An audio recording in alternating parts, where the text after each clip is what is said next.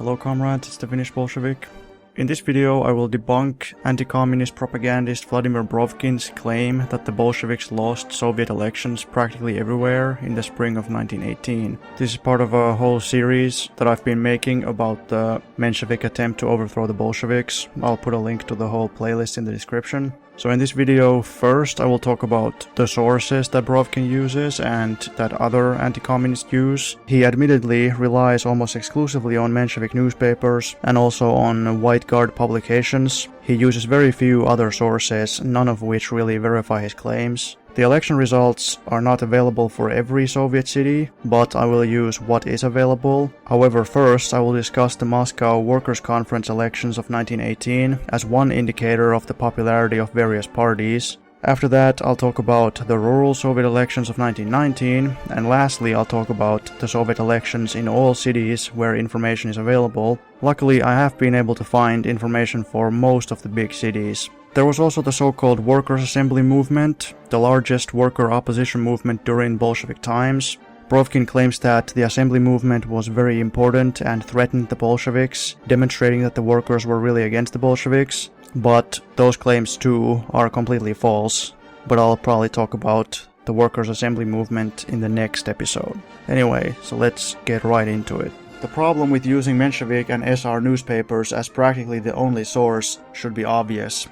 The capitalist media abroad published an endless torrent of lies about what was going on in Soviet Russia.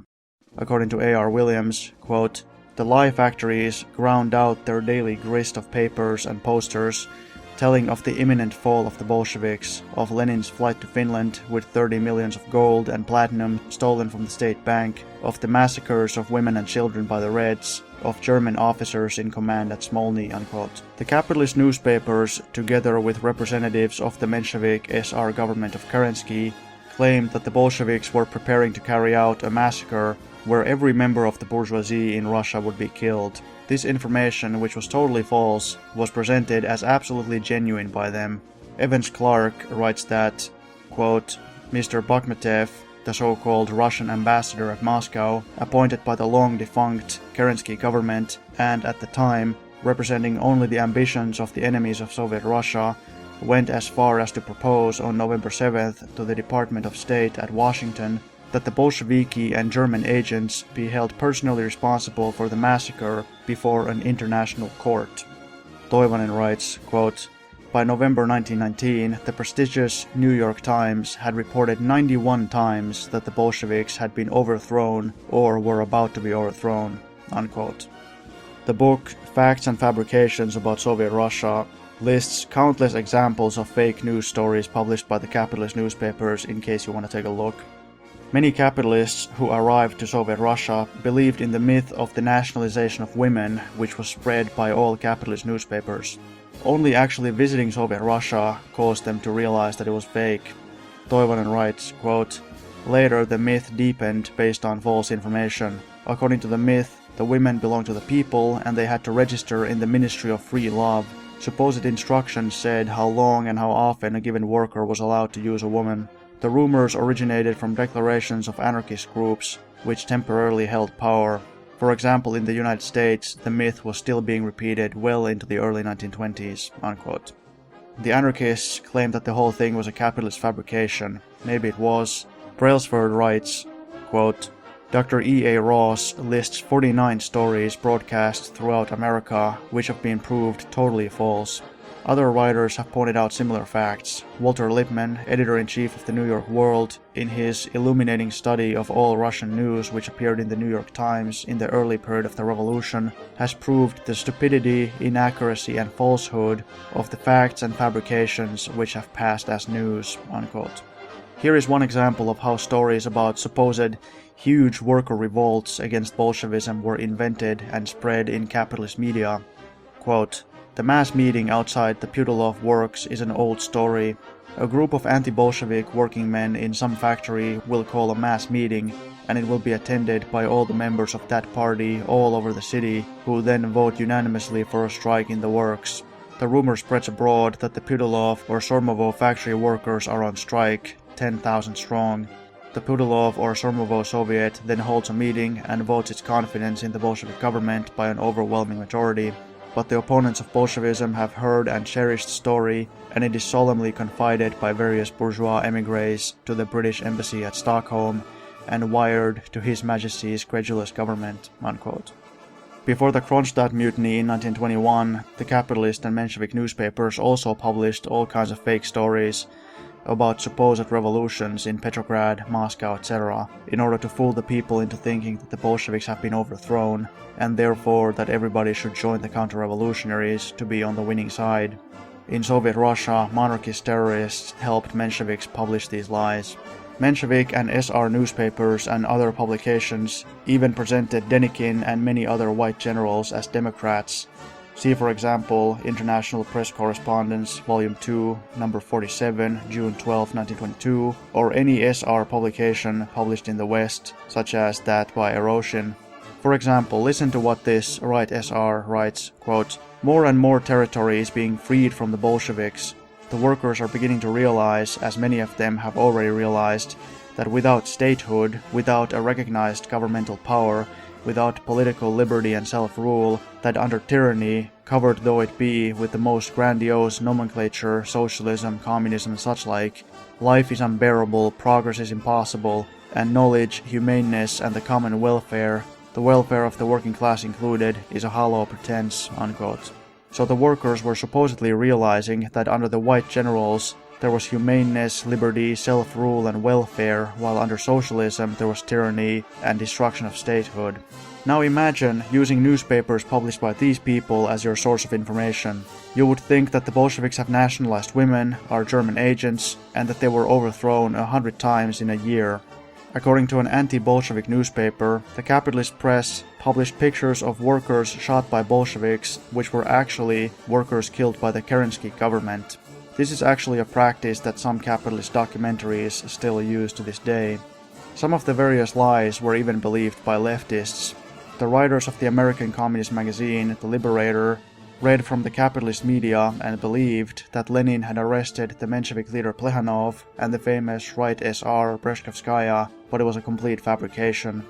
A Western bourgeois observer writes, quote, "Moscow deserves a word to itself. The stories of uprisings there and their effects, of the actions of the Bolsheviks on the population, of the general terror and starvation, had prepared me for the spectacle of a devastated city, of great destruction, of an almost complete cessation of normal life.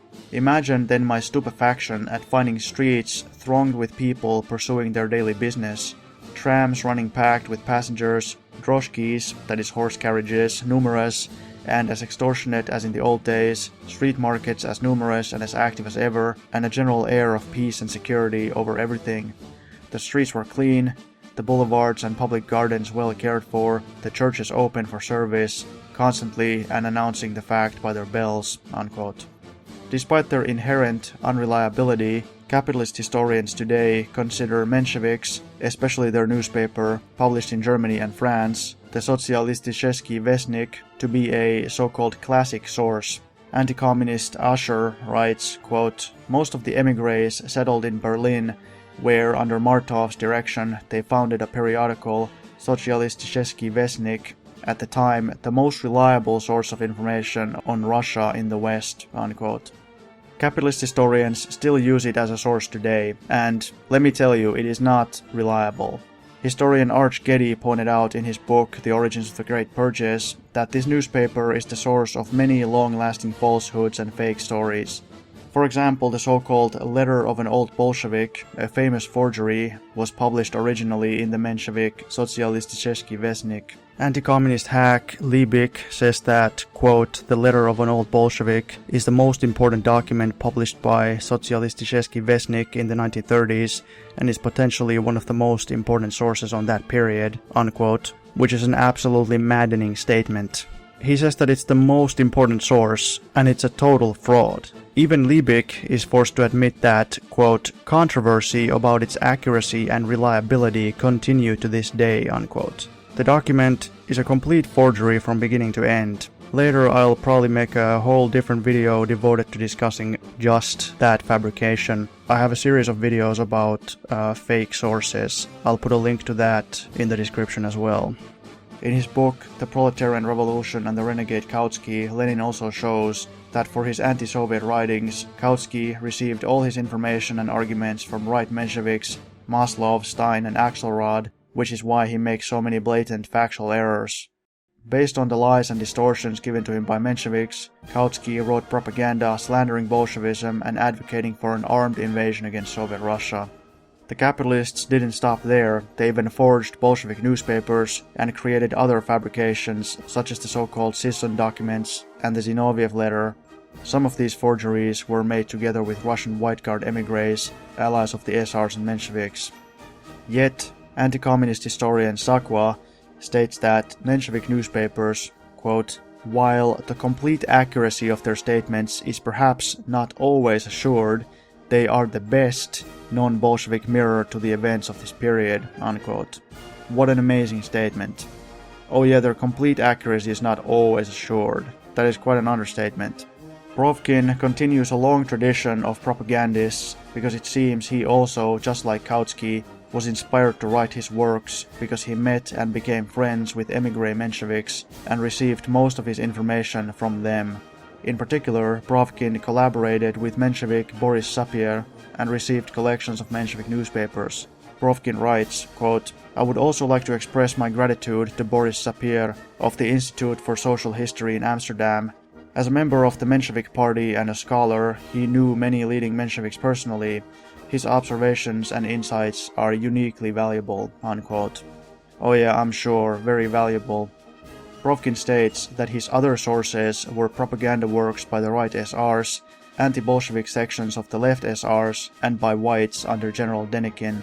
Brovkin writes, quote, "Important collections of documents published by the opposition parties were the Socialist Revolutionary Book, the Cheka, and the left SRs, Kremlin Behind Bars, as well as materials of the Commission of Inquiry into the Atrocities of the Bolsheviks, which was created under General Denikin after the retreat of the Bolsheviks from the Ukraine in 1919, unquote. Imagine using materials collected by the White Army to prove supposed atrocities. Who committed more atrocities than the White Army? Nobody. Brovkin also cites the Menshevik report to the Second International, which is written in such a capitalist manner that I had to check and make sure that it was actually even a Menshevik document. It might as well have been written by Brovkin himself or by any other bourgeois. This Menshevik report was filled with obvious distortions and politically motivated lies, such as the claim that the Bolsheviks only began criticizing the Constituent Assembly after it was elected and not before, which is completely false. It also refuses to condemn White Guardism and calls White Guards not enemies, not traitors, not monarchists, not reactionaries, not anti-Semites, but simply those who decided to oppose the Bolshevik usurpers with violence. So it doesn't condemn them, it in fact even justifies them by saying that the Bolsheviks were only usurpers and thus, presumably, deserved to be overthrown. It demands freedom for capitalist newspapers, which were banned because they published lies and calls for violence, and it also demands freedom for capitalist parties. But let's keep in mind that the only significant capitalist party in Russia was the Cadet Party, which was a constitutional monarchist party and was behind the Kornilov coup attempt, which tried to establish a military dictatorship. Of course, there were some other capitalist parties, such as the Octobrists, who were basically just a more right-wing version of the Cadets. The Menshevik report says nothing about the fact that the provisional government of the Mensheviks and SRs outlawed Bolshevik newspapers and the Bolshevik Party, so why didn't they care about freedom of the press and assembly back then?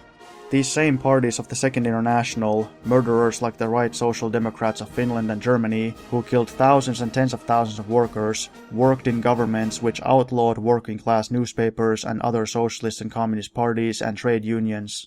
The Menshevik report also doesn't fully correspond with Menshevik newspaper stories regarding local events, suggesting that in some instances the newspaper stories are exaggerating, and in other regards the report is maybe making stuff up. The newspaper stories talk about killings and executions in instances where the report only mentions arrests, suggesting that the newspapers are exaggerating, and the report also claims election victories where the newspapers don't. Which could be because the report was published for foreign audiences who couldn't verify the facts, whereas the newspapers, sometimes at least, were for local consumption. Then let's talk about the Workers' Conference elections in 1918. Although the Mensheviks and SRs had been banned from the Soviets after their participation in the Yaroslavl counter-revolution and other similar actions, in the Workers' Conferences all parties competed, so the elections were as fair and as contested as could be. Let's see what the voting results were.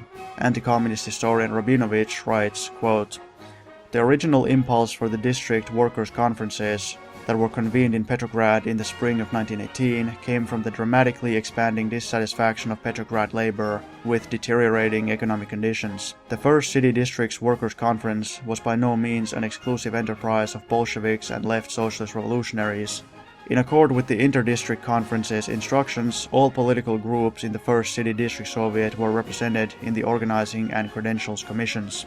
In other words, there was probably no way for the Bolsheviks to rig it in any way, since all the other parties also participated in organizing the elections and all the related bodies. Among the voting delegates to the conference itself were delegates from all local factories and Red Army units, the First City District Soviet, district trade unions, United Cooperatives, the unemployed and Bolshevik, Left SR, Menshevik, Menshevik Internationalist and Socialist Revolutionary committees in the First City District.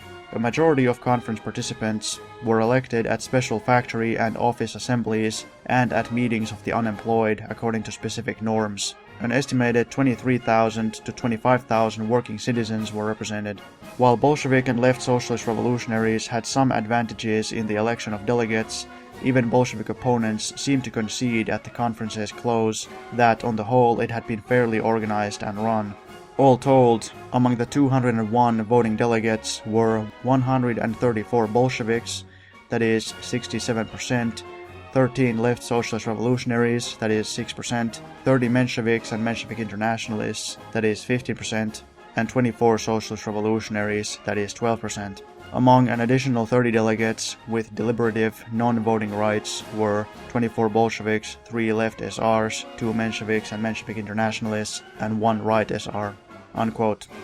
Quote, "The conference format assured the airing of opposing views. In each case, a 30-minute report by a high-level Bolshevik representative of the city administration was commented upon by officially designated spokesmen of the Bolshevik, Menshevik, SR and Left SR conference factions.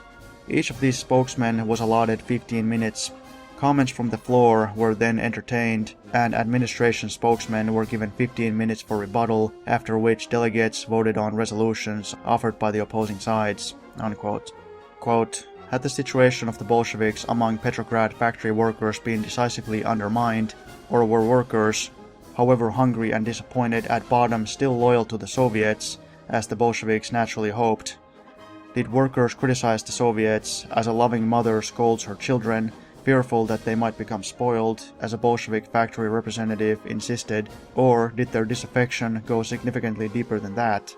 An early, if somewhat ambiguous, answer to such questions was provided by partial elections to the First City District Soviet in mid-June and by comprehensive elections to the Petrograd Soviet in the second half of the month, both of which resulted in Bolshevik Left SR victories." Unquote. Quote, "The political makeup of the First City District Soviet, as it was reformed following partial elections in mid-June 1918, is described in Vestnik, number 16-17, 6 July 1918, pages 7-8. While the Bolsheviks temporarily lost the absolute majority in the Soviet that they had previously enjoyed, they remained far and away the largest single party, and with the support of their own sympathizers and that of the left SRs and their followers, retained firm control of the district Soviet leadership. The campaign for deputies elected directly in the factories appears to have been relatively free and intense, with all parties working to win adherents. The Bolsheviks by working to regain the popular support that they had clearly eroded in the previous weeks, and the Mensheviks and SRs by attempting to capitalize on popular anxieties over the threat of famine and the spread of disease, the negative effects of the Brest Treaty, and the horror of expanding civil war. Comparison of results in the First City District with factory delegate reports at the First City District Workers' Conference suggests that the Bolsheviks held their own in factories where they had retained strength in late May and early June, and managed to regain a measure of respectability in at least some plants where the anti-Bolshevik mood had seemed most intense earlier." Unquote. Quote, The elections to the Petrograd Soviet in June 1918. During the elections, the Mensheviks and SRs conducted a bitter struggle against the Bolsheviks, resorting even to terrorism. On June 20th, during the elections, V. Volodarsky, an active member of the Communist Party, was assassinated by a right SR. The Communists won the election. The first session of the Soviet on June 27th was attended by 405 Bolsheviks and Bolshevik sympathizers, 75 left SRs, 59 Menshevik defenses and right SRs, and 43 non-party people." Unquote. Extremely hostile author, diplomat Paul Dukes, describes one Petrograd election. He says about a certain communist that, quote, "At the elections to the Petrograd Soviet, for which he was candidate for his regiment, he not only permitted but positively insisted that the voting should be by secret ballot. He was genuinely elected by a large majority." Unquote. Dukes admits this even though he is so anti-communist that he says that communists allegedly rely, quote, "first on Jewish brains, second on Lettish and Chinese bayonets, and thirdly on the crass stupidity of the Russian people," unquote. You know, of course all these far-right lunatics, they claim that Bolshevism is some kind of a Jewish conspiracy, but on top of that, they also claim that all the Bolshevik soldiers are Latvians and Chinese. Anti-communists make claims of Bolshevik fraud regarding Soviet congresses, but anti-Bolshevik member of the American Red Cross mission Robbins stated that he examined the Moscow Congress of Soviets in March 1918 and discovered that it was completely legitimate. He writes, quote, "There were 1,204 delegates. Robbins got 1,186 credentials. He had them examined by 2 persons. One of the persons was a follower of the revolution, but not a Bolshevik, a Menshevik. The other was a member of the old nobility. From their reports, he knew that this convention was not a packed convention. He had already put out a supplementary investigation through men in his service who lived among the delegates at headquarters in the National Hotel. This convention was a valid convention of conscious Russia. Robbins, on going out of Russia, met the Vladivostok delegate at Vladivostok and the Irkutsk delegate at Irkutsk. Such encounters merely confirmed his conviction. The Fourth All-Russian Congress of Soviets was not a congress of Soviet specialists from Petrograd and Moscow. It was a congress broadly based on the effective mass of Russia." Unquote. Quote, "Robbins had been consistently and continuously anti-Bolshevik in America and in Russia, but he saw the failure of American diplomacy in Russia, and he had a chance to perceive the reason, the instructive reason. He calls it the indoor mind. The indoor mind goes to a country like Russia, where 7% of the population had been masters of everything. It finds the 7% swept out of mastery and the 93% in full control, with 12 million rifles in their hands. But it gives itself to the 7%. It gives itself to the drawing rooms, dinner parties, tea tables, palaces, boulevard restaurants. There it hears at last about a thing called the Soviet. But what does it hear? It hears that the Soviet is a deliberately wicked and artificial thing. It hears that the Petrograd Soviet of workmen's and soldiers' deputies, and the Moscow Soviet and the Irkutsk Soviet, and all the other Soviets springing up at almost every crossroads all over the 1,500 miles from Arkhangelsk to Odessa, and all over the 6,000 miles from Kiev to Vladivostok, are produced by the machinations of the agents of the Kaiser. They are a German intrigue. That is what the indoor mind hears, and it believes it." Unquote. Brailsford, another bourgeois writer, says that, quote, "The Communist Party, of course, does its utmost by preliminary propaganda to influence the elections, but it cannot be accused of pressing the claims of its own members unduly." Unquote. He visited Soviet villages in the 1920s and writes that, quote, "I should test the political sentiments of the village. Did they sigh for the old days, when they paid rent out of a third of their present crops? I asked if a free vote would show a majority for anti-Bolshevism. For answer, the chairman, who was not a communist, read out a resolution passed unanimously at the recent election meeting. It pledged the village to accept the leadership of the party on the road to socialism. Was it spontaneous? Was it sincere? Why not? If a revolution can cause 3 ears of corn to grow where one grew before, why should peasants hanker to undo it?" Unquote. Discussing the villages and factories he visited, Brailsford said, quote, "A village which governs itself in this way by mass meetings is realizing the earliest and simplest conception of democracy. A peasant who talks with a foreign visitor about life since the revolution is sure to say at some point in the conversation, "Now we are freed." That is not the accepted view outside Russia. In the village, as in the factory, one learns to understand it, unquote. According to H.G. Wells, quote, "The Communist Party, however one may criticize, is a thing morally higher than anything that has yet come against it," unquote. Anti-communist historians Kolenitsky and E. Cohen say that, quote, "There had not always been a clear distinction between the Bolsheviks and the Mensheviks in the minds of some workers, which was taken advantage by the dishonest Mensheviks." Other historians have also pointed out that to try to get popularity, Mensheviks sometimes claimed to advocate the same thing as Bolshevism, claiming that they would only implement it more successfully. Zuckerman says that according to bourgeois historian Rosenberg, workers who supported Menshevism or right SRs often, quote, "were merely seeking better Bolsheviks," unquote. What all these different historians say is that workers did not support Menshevism but Bolshevism, and as a result, the Mensheviks and right SRs often claimed that they supported the same thing as Bolshevism but that they would simply do it better. But could the Mensheviks and SRs even hope to implement the goals desired by the workers and peasants? Land, peace, socialism. The Mensheviks and SRs worked together with the whites, who reversed land reform. They opposed socialism and supported rejoining the World War on the side of the Entente. Right SR writer Eroshin says in his book that land reform in Russia would take at least 20 years. What a brilliant peasant party the right SRs were. The peasants helped to overthrow Kerensky because he didn't bring land reform within 1 year, and yet the right SRs say that it would take them 20 years to bring land reform. They truly had learned nothing from their previous experiences. Then let's talk about the rural Soviet elections of 1919, for which we do have data. Orlando Figes, who is an extremely anti-communist historian, talks about the rural Soviet elections and states that they were completely fair. Talking about the elections in a certain locality, he says, quote, "The commission's chairman opened the meeting by asking the peasants if anyone should be added or struck off the list of voters. Each suggestion was debated in turn. The lists of candidates for the Soviet, prepared by the peasants and, if it existed, the local party cell, were then announced and further nominations from the assembled peasants were accepted and discussed. A vote was then taken, most often by show of hands, but sometimes by ballot, either for each candidate in turn, or, usually when the Bolshevik party cell had its own nominees, for the entire slate of candidates. Complaints about any one of the election procedures might then be voiced, and members improperly chosen might be replaced," unquote.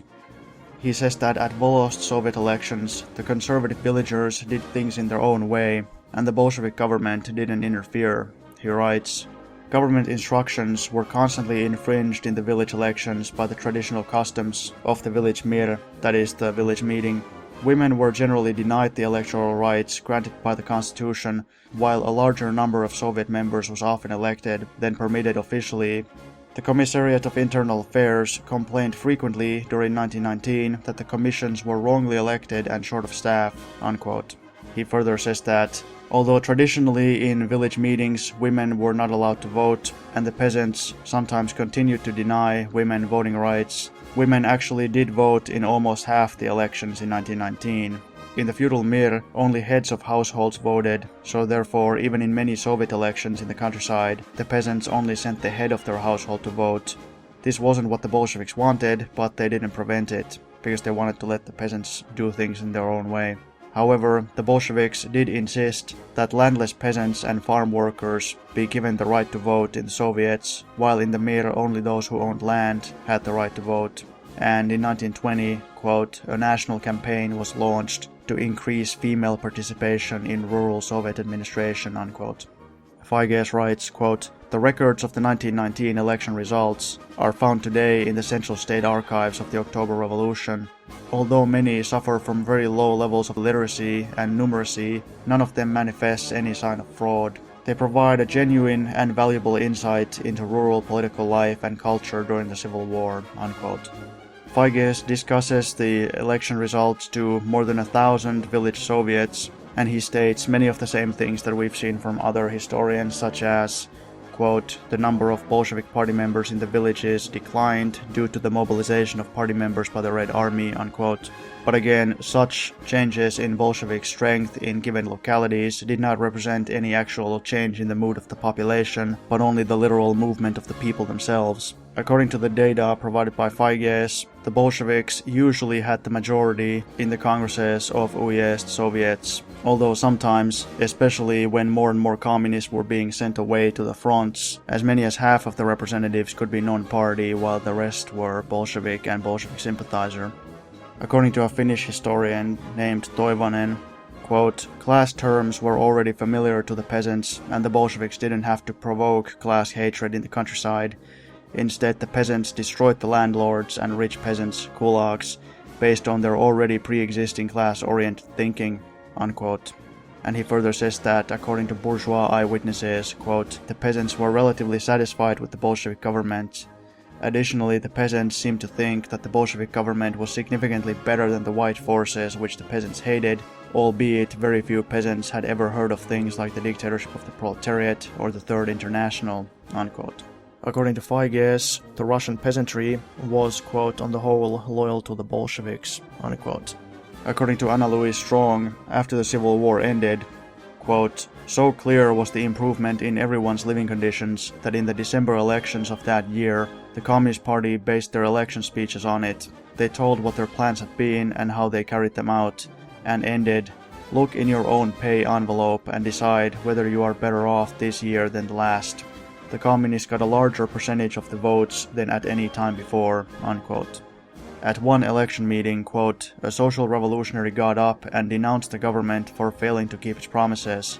2 years ago they promised you a new world, he said. Now they offer you a better water supply and a few more electric lights. But here also the communists were chosen, unquote. Those kinds of arguments were probably starting to sound pretty weak. If the conditions kept getting better, then it was hard to complain. Quote, how do the communists keep power in these elections? How would the workers throw out the communists if they didn't like them? Where would dissatisfaction express itself first? The communists know all the tricks of politics that are known in any country. The control of press, of election boards, of political machinery. In the elections themselves, I could not detect any atmosphere of compulsion. They asked questions freely and went out satisfied. I have no doubt that when necessary the Communist Party uses all the various means known in politics for keeping itself in power, but these means do not work forever in other countries. The opposition strengthens and at last supplants the government. In Russia, the opposition grows less with each new year. Old parties dissolve and beg for peace. The communist control goes farther back into industry and life than any mere political trick or compulsion. It has organized itself to keep in power for a generation, by studying the desires of all the people over thousands of miles of country, and by supplying those desires as far as it finds it necessary, molding them always a little further in the direction of its aim, unquote.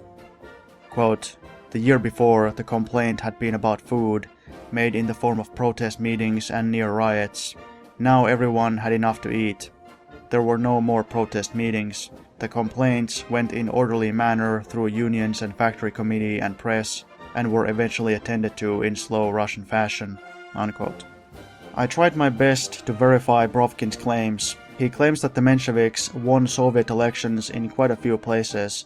In Brovkin's words, they won basically everywhere. As we have established, as proof, Brovkin cites almost exclusively Menshevik and SR newspapers which cannot be trusted.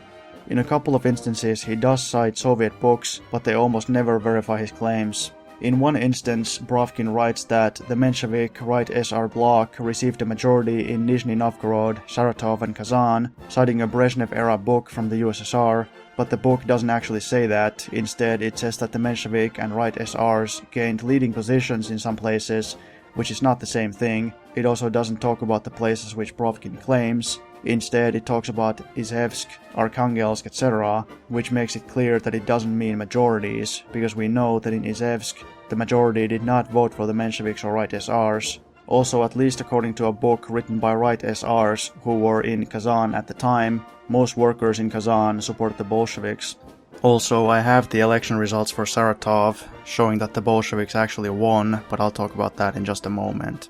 Brovkin bases his claim that the Mensheviks won elections everywhere on the following criteria. He says that elections only took place in certain locations and therefore he ignores every other place, but this claim is demonstrably false, as a right-SR source discusses elections which took place in other places than Brovkin claims. Brovkin also says that he will ignore certain other cities because supposedly Soviet power did not exist there. In some cases this is true, but in other cases it is untrue. Brovkin also chooses to ignore locations occupied by the Germans, such as Ukraine and the Baltics, which maybe would make some sense, but he would still have to at least mention that the workers there consistently supported the Bolsheviks before the German occupation. But it still seems sketchy that he chooses to exclude the locations occupied by the Germans because he still wants to include Arkhangelsk into his calculation despite the fact that the whole region was occupied by the British. I'm guessing this is because Arkhangelsk was one of the few places where the Mensheviks and right-SRs really did have some kind of a foothold. Brovkin also says that he only wants to deal with province capitals and only in European Russia. I'm not exactly sure why. To me, all of this sounds just like insane gerrymandering, trying to only include those places where he thinks he can make this point. But in any case, based on these criteria that he himself establishes, he reaches the conclusion that the Mensheviks allegedly won elections nearly everywhere. Let's keep in mind that I already showed that, for example, in Vladivostok, the Bolsheviks won the Soviet elections, but they were simply arrested by the Mensheviks and the imperialists, and the election result was then nullified. Well, Brovkin doesn't care, because Vladivostok is not in European Russia, and he thus leaves it out from his calculation. Very convenient. Rabinovich states that the Bolsheviks received the majority in the 1918 Petrograd Soviet election. However, he says that this is unfair because the Soviet was elected by the district Soviets, workers' conferences, the army and factory committees, and was not elected separately in a separate election. But this argument is really terrible because it only demonstrates that the Bolsheviks had a majority support among the district Soviets, the workers' conferences, the factory committees elected at workplaces, and among the army. So they really had the best possible mandate you could imagine. According to Sakwa, the Bolsheviks received 56.5% of the deputies, while, quote, the Mensheviks received 10% of the 1918 Moscow results, unquote.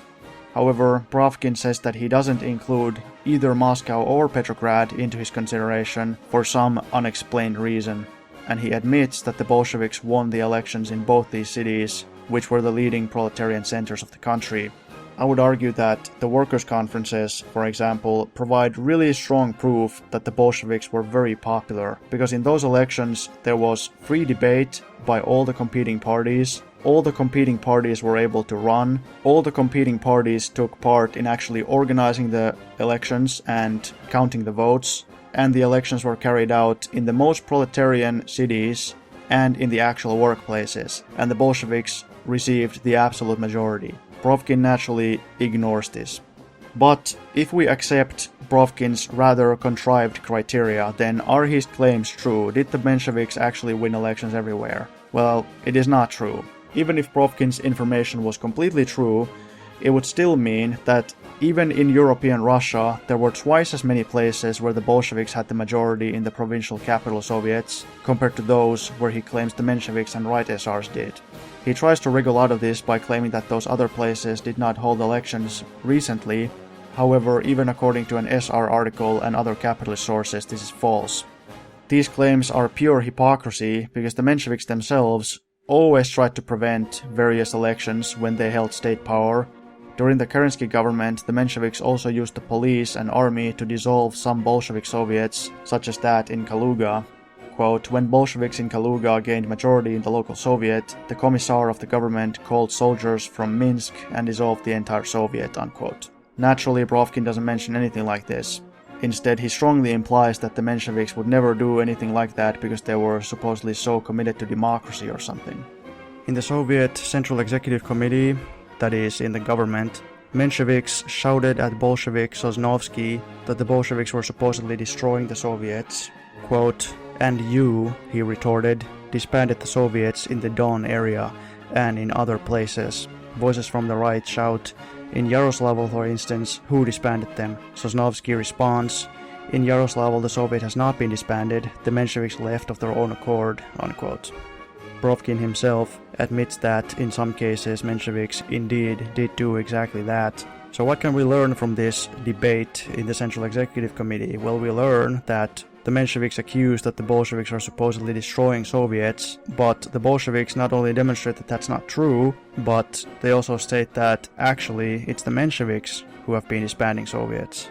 Social Democrat writer Price also gives examples of soldier Soviets in 1917 which were controlled by the Mensheviks and right SRs, and which did not allow new elections to take place because they knew that the Bolsheviks would win. But let's get back to discussing the 1918 election results. Even based on Brovkin's own claims, the Bolsheviks continued to hold majorities in at least twice as many Soviets as the Mensheviks. But that is actually being way too generous for the Mensheviks, because Brovkin's information is not accurate. For example, according to Rickman, the entire Volga region voted for Bolsheviks when given the chance. According to other sources too, workers in the Volga region passed Bolshevik resolutions in the Soviets, and as a result, the Mensheviks dissolved those Soviets. On elections to the Soviet in Kazan, Brovkin cites only the Menshevik newspaper Rabochi International and a liberal émigré paper Volya Rossi, published in 1928 in Prague, one of the main centers of the white émigré community, together with Paris. This magazine was written by Kerensky and his supporters a decade after the fact, so it's not very reliable. On the other hand, right SR writers who were there at the time wrote, quote, "The Kazan workers are for the most part Bolshevik. In a word, we looked at Kazan as a nest of the Bolsheviks, which it will be difficult for us to keep, extremely difficult," unquote. Quote, "In Kazan, 3 weeks after the anti-Bolshevik government came into power, the workers rebelled against it. The Mensheviks tried to disrupt the uprising, but they failed. The workers of the local factories, together with some military units, rose up against the Constituent Assembly members," unquote. The Kazan Mensheviks took part in the White Terror against the Bolsheviks. Kazan Menshevik newspaper Rabochai Delo wrote about the Bolsheviks who were being murdered and who were going underground, that, quote, "If we capture them, we will shoot them without any trial," unquote. In Kazan, during the White Guard rule, the Menshevik Rabochai Delo published an article saying that the non-party people in the city are actually Bolsheviks, and thus the whites began to arrest them. According to anti-communist historian Smith, in Sormovo, elections in early 1918 retained the Bolsheviks in power, to which the Mensheviks agreed, but the Mensheviks still actually claimed that they won. According to Smith, the Bolsheviks also won in Ekaterinburg. He writes, quote, "The left SRs claimed a Bolshevik left SR victory in Ekaterinburg," unquote. Orlando Feiges cites a Soviet Commissariat for Internal Affairs report called The Political Mood of the Volga Population, May to June 1918, which states that in Simbirsk the workers support the Bolsheviks, in Samara workers and a third of the peasants support the Bolsheviks, while in Penza practically everyone supports the Bolsheviks. The report also has information on many smaller locations, which I'm not going to discuss here, because some of them are as small as towns of 2,000 people or less. In most places, including the large cities, the bulk of the masses sided with the Bolsheviks, though the report lists a few places where the population is hostile or indifferent, and some places where the population is split, or where there is significant dissatisfaction. In some places the rural people supported the Bolsheviks and townspeople opposed them, and in some places it was the opposite.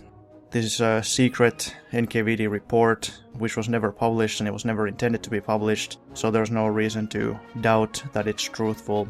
A Soviet historian Medvedev writes, quote, "In the Penza Provincial Soviet of Workers, there were 174 members, of which 140 were Bolsheviks, 2 were left SRs, 13 right SRs, 12 Mensheviks, 5 maximalists, 2 anarchists.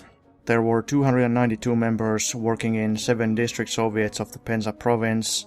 Of them, 206 were Bolsheviks, 78 were left social revolutionaries, 1 maximalist, 2 Mensheviks, 5 non-party members," unquote. Regarding Smolensk, there's a famous book called Smolensk Under Soviet Rule, which details the contents of the so-called Smolensk Archive. It was an archive captured from Smolensk by the Nazis, and it was later taken to the West. This archive says that Bolsheviks gained a majority in the Soviet and also won the Constituent Assembly election in Smolensk, which strongly suggests that they had a lot of popularity. the archive contains no mention of the Mensheviks winning in 1918. In Samara, the situation was quite complicated. There were several anti-Bolshevik uprisings, but initially, according to Medvedev, quote, there were 80 members working in the Samara Provincial Soviet, including 30 Bolsheviks, 10 left SRs, 10 maximalists, 30 non-party. In 5 district Soviets of Samara, 482 people worked as deputies, 212 of whom were Bolsheviks, 105 Bolshevik sympathizers, 122 left SRs, 2 right SRs, 1 maximalist, 12 Mensheviks, 1 anarchist, and 28 non-party, unquote. Smith writes that in Samara, quote, new Soviet elections were scheduled for May 1918, then postponed to June because of a maximalist rebellion in the city in mid-May, unquote. The new elections were not held because of the outbreak of the Civil War, but, according to Smith, quote, R.D. Klimushkin, a leading local SR and later one of the principal figures in the committee of the members of the Constituent Assembly in Samara, that is, the white government, which was later established. I talked about that in detail in the previous episode. He estimated that the Bolsheviks might have retained the support of the majority of the workers, unquote. Menshevik David Dallin writes that, quote, the Samara Soviet with its Bolshevik majority was disbanded by the Mensheviks, unquote. You know, Brovkin's basic narrative is that, oh yeah, the Mensheviks won every election, but the Bolsheviks just disbanded their Soviets and destroyed the Soviets, yada yada yada. But from the actual sources, from the actual evidence, we consistently see the opposite. The Bolsheviks were winning, the Mensheviks were losing, and the Mensheviks frequently disbanded the Soviets. They did that practically in every place where they came to power. The election results before the Civil War for the whole Middle Volga region are the following. Quote, in the general mass of provincial congresses of Soviets in the Middle Volga in the spring of 1918, communists made up more than half, 52.4%. The remaining part of the mandate was allocated to non-party members, 23%. Less than a fifth, 17%, were left SR. Less than a tenth, 7.7%, are representatives of the right SRs and Mensheviks and other petty bourgeois parties. Communists and sympathizers of the Bolsheviks made up 70% of all the members of the provincial executive committees. The district Soviets were also mostly Bolshevik, unquote. Bourgeois historian Pavlyuchenko claims that Mensheviks won a majority in Tula, but he provides no source whatsoever. Classic move, gotta love that. I honestly don't understand how they can do that. Like, what is peer review? You can just say stuff and not provide a source and it passes peer review. Additionally, he says that workers in general supported the whites and supported white General Kolchak, which is absolutely wild. I've never seen any other historian say that. Smith also claims that Mensheviks won in Tula, but his only source is Brovkin, who provides no reliable sources.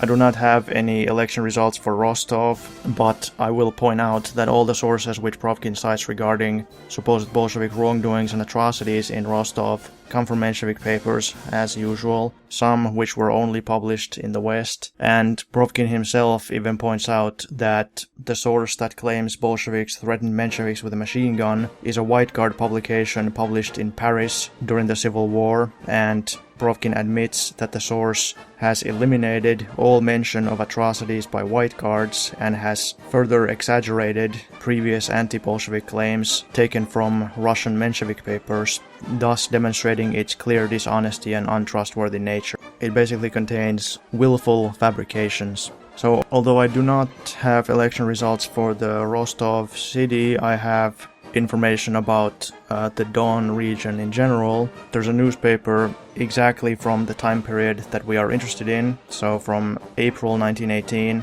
which says that, quote, in the Soviet, all are Bolsheviks, in the trade unions, in factory and plant committees too, the entire district is for Soviet power, unquote. And when a Congress of Soviets was held in Don in April 1918, the Bolshevik resolution on the Brest-Litovsk peace was adopted with 348 Bolshevik votes, opposed by 106 left SR votes, and by a Menshevik resolution which received only 2 votes. The Presidium of the Congress consisted of 11 Bolsheviks and 9 left SRs, so it seems that the Don region was firmly Bolshevik. If somehow Rostov on the Don was anti-Bolshevik, that would be quite an anomaly.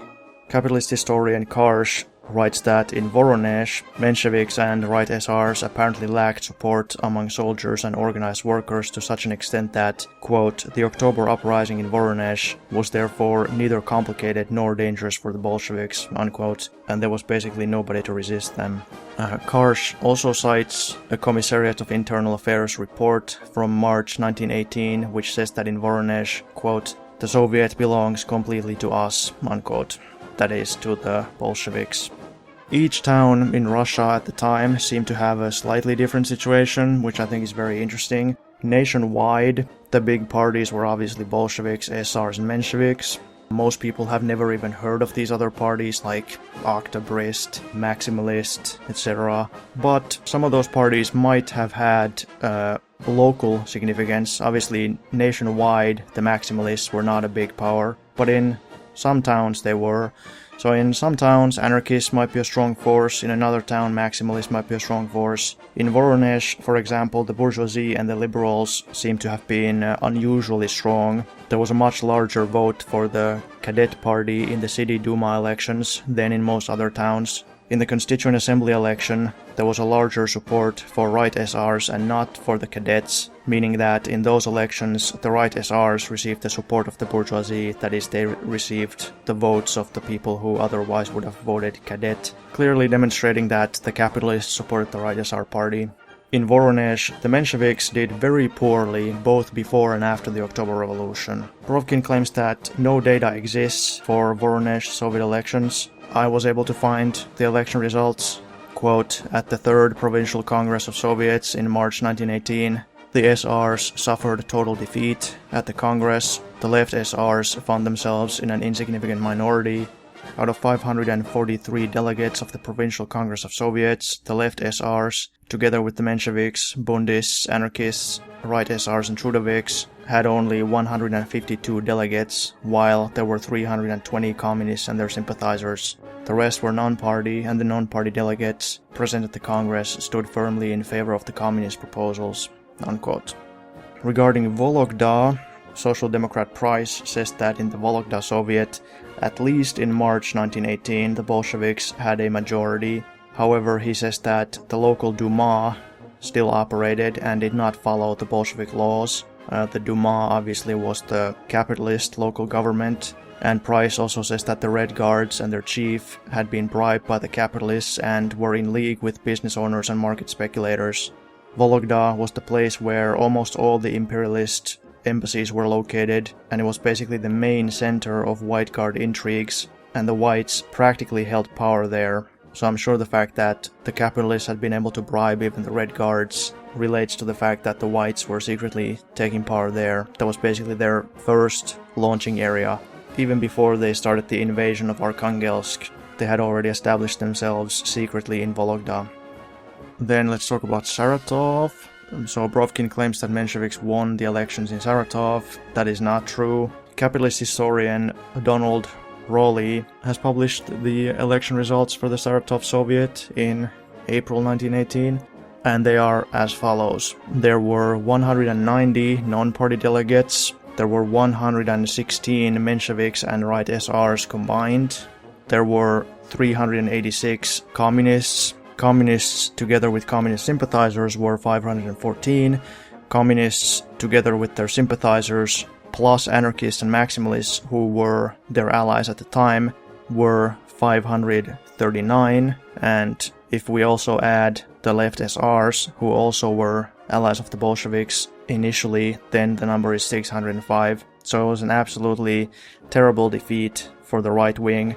But the reason I'm mentioning these all separately is that, of course, the left SRs eventually turned against the Bolsheviks. There were about 60 left SR delegates, and the anarchists and maximalists also wavered. Sometimes they were anti-Bolshevik, sometimes they were pro-Bolshevik. There were a couple dozen anarchist and maximalist delegates. So their wavering, which side they're on, would not have been decisive in Saratov in any case. But Rowley says that the Bolsheviks in Saratov considered that this was an exceptionally bad election result, suggesting that typically they performed even better. This means that Brovkin is either falsifying what his sources say, or that the source is simply wrong. I have been unable to find one of the sources that he cites. The source may simply be mistaken, but my guess, based on previous experience, is that Brovkin simply cites some obscure or careless statement and then interprets it to mean that the Mensheviks won the election. He does that with other Brezhnev-era books too, which often just make some vague and quite frankly misleading or inaccurate statements that he then twists. Orlando Figes does not talk about the exact election results, but he does say the following, quote, "In the towns, the influence of the right SRs was very weak. The loyalties of the factory workers in Samara and Saratov still lay with the Bolsheviks, if with any party at all. The labor aristocracy and the railway workers were more closely connected with the Mensheviks than the SRs, and the unskilled workers inclined towards the anarcho-maximalists. The latter were at the center of the dockers' uprising in Samara on the 15th of May against the Commissar dictatorship," unquote. And then he says that basically there was a military revolt and also a bunch of prisoners escaped from prison, and then the Bolshevik Soviet representatives were arrested, and there was a plan to replace it with a constituent assembly, which Figes says that points to the revolt being connected to the right SRs. But then already the next morning, Red Army reinforcements came from Penza, Balashov, Ufa and Bugulma and put a stop to the uprising.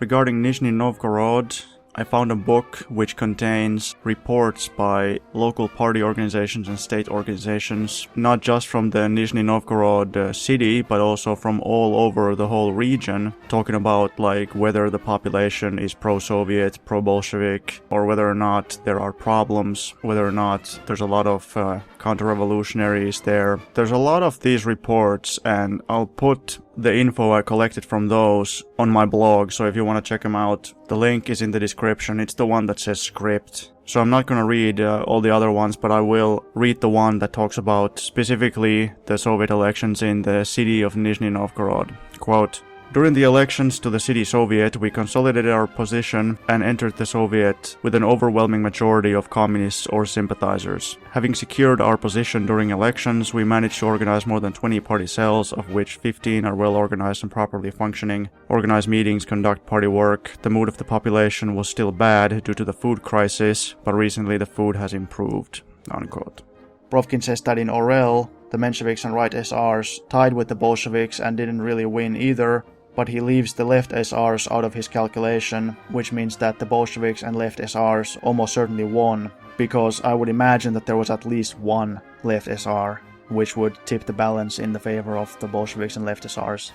Brovkin also says that for some other cities there was no clear information, so his claim that Mensheviks achieved universal election victories just becomes weaker and weaker, even based on his own statements. Brovkin's claims about Tambov and Yaroslavl might be true. I am perfectly willing to acknowledge that, but they are based on very poor evidence. The sources he cites do not prove what he claims. Furthermore, those locations were seemingly some of the least proletarian in the whole country, and Yaroslavl was the leading center of clericalism and Black Hundred influence. So if the Bolsheviks would have a hard time somewhere, then it would make sense that it would be in those places, in Yaroslavl and Tambov, and also in Arkhangelsk, as opposed to more proletarian centers.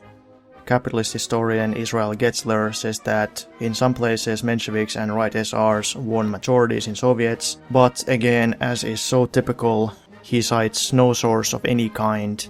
He makes this claim in his biography of the Menshevik leader Martov, and from the context, since he gives no other source, he must be basing this claim exclusively on Martov's statement, because at one point in the book he quotes Martov making this claim, but it is simply not good evidence, especially when it contradicts everything else that we've seen. Anti-communist historian Anweiler gives a lot of information about Soviet election results from 1918 to 1920, and his information doesn't agree with Brovkin at all. It shows the Bolsheviks having a large majority. Same goes for the information given by E.H. Carr. Figes also shows information about rural Soviet elections, although it is from 1919 and 1920, but in those elections too the majority voted for communists and communist sympathizers, even though Figes states that there was no fraud and the people were able to vote however they wanted. Anti-communist historian Hatch provides local Soviet election results which show roughly 60 to 80% support for the Bolsheviks, and the rest mostly non-party, while very few voted for other parties. These kinds of facts make Brovkin's claims seem very unbelievable. But I still wanted to try and find something that could corroborate Brovkin. Brovkin did not use any archival sources, and he even admitted that his findings were somewhat unreliable as a result, although after making that mandatory admission, he then proceeds to act like what he is saying is the gospel truth. In any case, I discovered that anti-communist historian Scott Smith said that he wanted to continue Brovkin's work. Smith wrote for a book edited by Brovkin and claimed that he had archival sources to discuss Soviet election results. This sounded very interesting to me, but his claim about the archival sources turned out to be a lie, because Smith's article 2 mainly relies on Menshevik and SR newspapers, white guard publications, and also heavily uses Brovkin as a source, so it is not any more reliable. However, Smith does say that the Bolsheviks were the party with the most votes in the Kostroma Soviet elections, and that the Bolsheviks also won the election in Tver, which he bases on archival information. Brovkin had claimed that the Mensheviks and SRs had won in those cities, but this turned out to be false. Smith says that for the cities of Vladimir and Smolensk there is no reliable information, but Brovkin had also claimed that even in those places the Mensheviks and SRs won.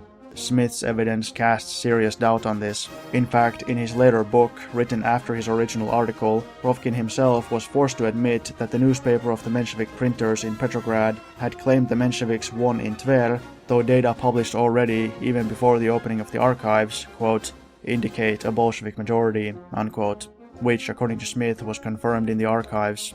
This again demonstrates how unreliable the Menshevik newspapers were. They were writing in Petrograd, publishing opportunistic lies about what was supposedly happening in other parts of the country. Those lies were meant for consumption in Petrograd and abroad. So some workers in Petrograd were fooled by them, but probably even more importantly, representatives of foreign capitalist media read those lies and then spread them abroad, and their readers, of course, had absolutely no way of verifying the actual facts.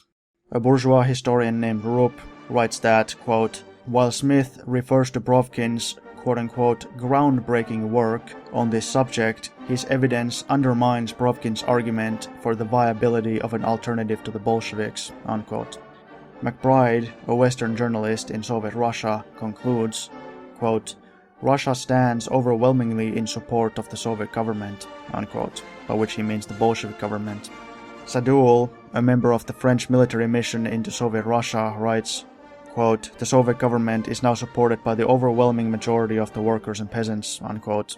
In fact, Sadoul became so disgusted with the policy of the counter-revolutionaries and was convinced of the correctness of the October Revolution that he later himself became a communist. Quote, at the time of Captain Sadoul's writing, 1918 to 1919, the election returns showed that 70% of the people were Sovietists on the side of the Bolsheviks, but by this time the number must have been considerably augmented, unquote. Bourgeois historian Zuckerman writes that, quote, the force of Brovkin's major theme, that the socialist opposition and the Mensheviks in particular were embraced by Russia's workers as a serious, viable alternative to the Bolsheviks, is not sustained, in particular being weakened by the author's narrowness of focus.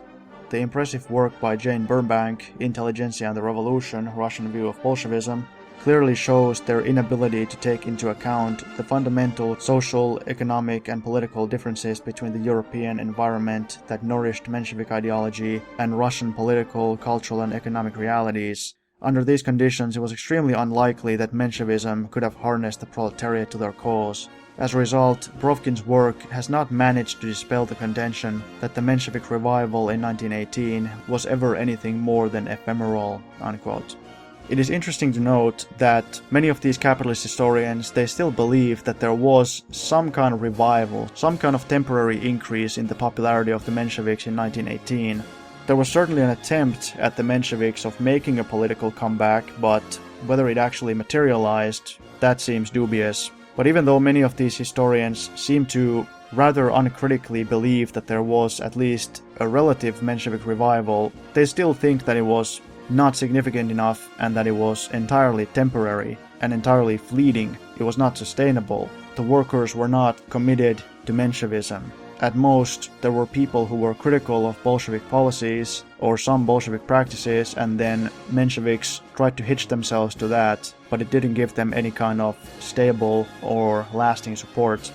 A capitalist reviewer of Brovkin's work says that Brovkin takes a far-right, Cold Warrior position, that he attacks basically all modern research as Soviet apologism. Indeed, he even calls E.H. Carr, who is not a recent author at all, a Marxist. I'm not sure based on what, because if you read, for example, E.H. Carr's book on Karl Marx, he is extremely anti-Marxist, and he advocates Austrian free market fundamentalism. The capitalist reviewer further says that Brovkin's work is intellectually indebted to the Cold War propaganda of Richard Pipes.